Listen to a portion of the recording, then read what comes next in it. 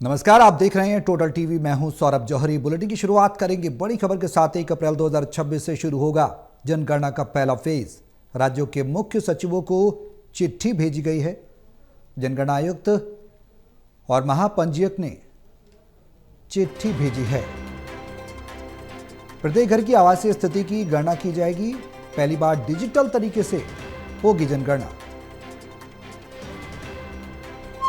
1 अप्रैल 2026 से शुरू होगा जनगणना का पहला फेज। राज्यों के मुख्य सचिवों को चिट्ठी भेजी गई। दरअसल ये जनगणना की मांग लंबे समय से विपक्ष भी कर रहा था। सरकार इसको लेकर मंथन कर रही थी, लेकिन अब जब ऐलान हुआ तो इस पर सियासत भी खूब देखने को मिली। जनगणना के साथ जातिगत जनगणना भी होगी और जाति वर्ग के हिसाब से एक एक व्यक्ति को चिन्हित किया जाएगा। लोकतांत्रिक इतिहास के सबसे दुर्दांत काले अध्याय आपातकाल के 50 वर्ष पूर्ण किए हैं। परंतु बहुत दुख की बात है कि कल पटना के उसी गांधी मैदान में, जहां आपातकाल के दौरान संविधान की रक्षा और संविधान के सम्मान के लिए जान की परवाह किए बगैर लाखों लोग एकत्र हुए थे, वहां एक ऐसी रैली हुई जिसके की बारे में इंडी गठबंधन के बिहार के नेता तेजस्वी यादव ने कहा कि हम संसद से पारित एक कानून को कूड़ेदान में फेंक देंगे। यह बहुत गंभीर विषय है। उन्होंने वक्फ बोर्ड के कानून के लिए कहा कि हम इसको कूड़ेदान में फेंक देंगे, जबकि वह भारत की संसद के दोनों सदनों से पारित है, कोर्ट में विचाराधीन है। एक नहीं आधा दर्जन हाई कोर्ट के जजमेंट बहुत स्पष्ट रूप से इलाहाबाद हाई कोर्ट और कलकत्ता हाई कोर्ट के जजमेंट उनके पक्ष में है। इसका अर्थ यह हुआ कि न संसद का सम्मान न न्यायपालिका का सम्मान। वोट बैंक की चाहत में जो कुछ बोला गया है तेजस्वी यादव और इंडी गठबंधन के अन्य नेताओं के द्वारा, उससे साफ है कि यह संविधान को कूड़ेदान में फेंकने की 50 साल पुरानी मानसिकता से बाहर नहीं आ पा रहे हैं। 50 साल पहले भी सियासत के तराजू पर तौलकर संविधान का सम्मान कितना करना है और कितना कूड़ेदान में फेंकना है, वो तय किया था। 50 साल बाद उसी पटना के उसी गांधी मैदान पे वो सियासत की बिसात बिछाई जा रही है कि एक बार फिर संवैधानिक व्यवस्थाओं को तार तार कर कर उसे कूड़ेदान में फेंक देना है। परंतु भारतीय जनता पार्टी और एनडीए गठबंधन इस बात के लिए कृत संकल्पित है कि हम बाबा साहब अंबेडकर के संविधान को, उसके किसी भी प्रावधान को कोई कूड़ेदान में फेंकना चाहेगा तो हम उसे नहीं होने देंगे। और इसी खबर पर ज्यादा जानकारी के लिए टोटल टीवी के एसोसिएट एडिटर प्रदीप कुमार हमारे साथ हैं फोन लाइन पर। प्रदीप जी, 1 अप्रैल 2026 से शुरू होगा जनगणना का पहला फेज। क्या कुछ जानकारी इसको लेकर सियासत भी देखने को मिल रही है। सुधांशु त्रिवेदी बीजेपी के सांसद हैं, वो कहीं ना कहीं कांग्रेस पर हमलावर नजर आ रहे हैं। पहले आपसे जानकारी चाहेंगे, पूरी जानकारी क्या है।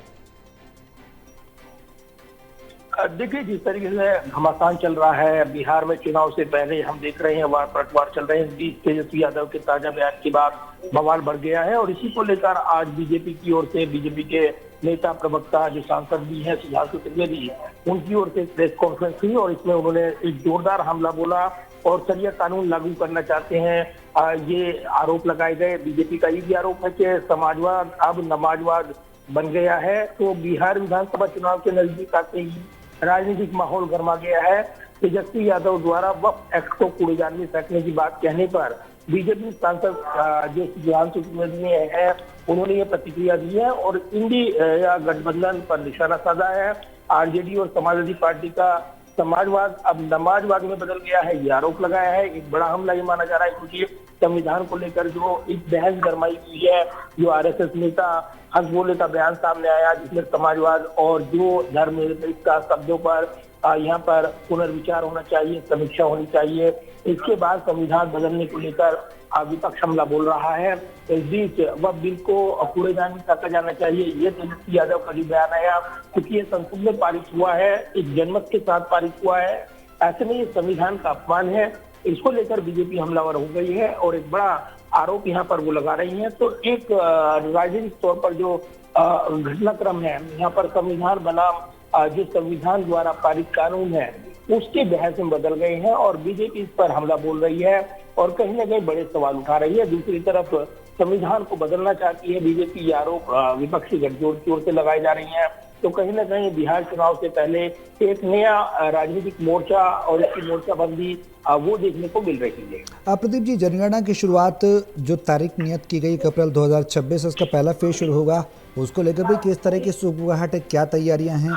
क्योंकि जनगणना के साथ साथ जाति का जनगणना भी सरकार करवा रही है, कितना बड़े कदम के तौर पर इसे देखा जाए, क्योंकि विपक्ष लगातार जनगणना को लेकर मांग करता रहा, सरकार पर सवाल खड़े करता रहा है।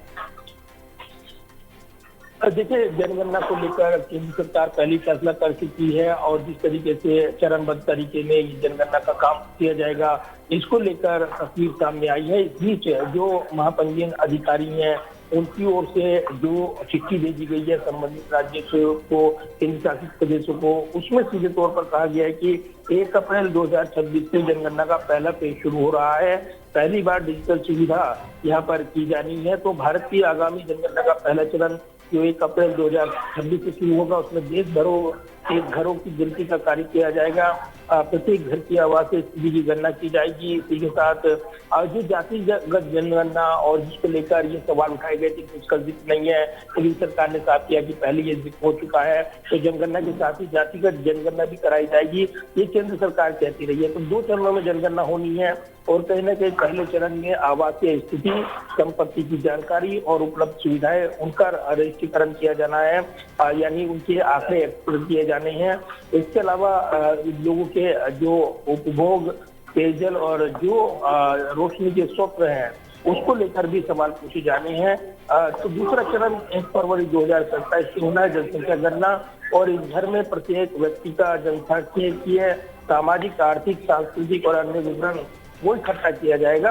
ये जरूर है कि जनगणना की जो उसकी तैयारी है वो देखने को मिल रही है और इससे संबंधित चिट्ठी भी जारी की गई है महापंजीयक की ओर से और ये चिट्ठी संबंधित राज्यों को भेजी गई है, केंद्र शासित प्रदेशों को भेजी गई है। चलिए, बहुत शुक्रिया प्रदीप जी तमाम जानकारी साझा करने के लिए।